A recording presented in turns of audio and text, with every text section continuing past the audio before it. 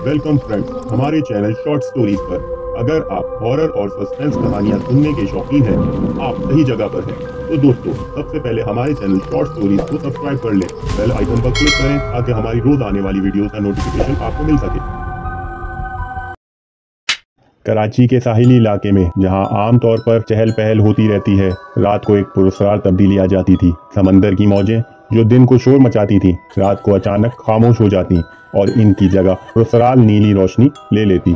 इस रोशनी की कोई माकूल वजाहत नहीं थी और मकामी लोग इसे भूतिया समझकर इससे दूर रहते थे। आमना और अदील दो जवान दोस्त जो मुहिम जोई के शौकीन थे, इन्होंने इस राज को दरियाफ्त करने की ठानी।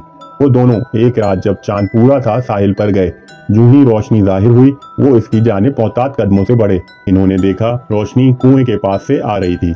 अदील ने आमना की मदद से कुएं में उतरने का इंतजाम किया। दोनों ने हेलमेट और टॉर्च लगाई और बड़ी एहतियात से नीचे उतरना शुरू किया। कुएं की गहराई में इन्हें सर्द नमी भरी हवा ने घेर लिया। नीचे पहुंचकर इनकी नजरें पत्थरों के बीच में दबे एक बड़े संदूक पर पड़ी। इस संदूक को खोलते ही अंदर से एक कदीम नक्शा और किताबें निकली जो ज़ाहिरी तौर पर बहुत कदीम थी। नक्शा साहिल के नज़दीक ही किसी मकाम की निशानदही कर रहा था।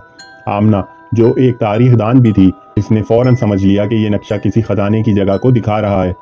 वो और अदील ने अगली सुबह खजाने की तलाश शुरू की। इन्होंने जल्द ही इस मकाम को पहचान लिया जहां नक्शे ने निशानदही की थी। वहां पहुंचकर इन्होंने खुदाई शुरू की और एक और संदूक दरियाफ्त किया। इस बार जब संदूक खोला गया तो एक रोशनी निकली और एक रूह नमूदार हुई जो शायद सैकड़ों सालों से इस खजाने की हिफाजत कर रही थी।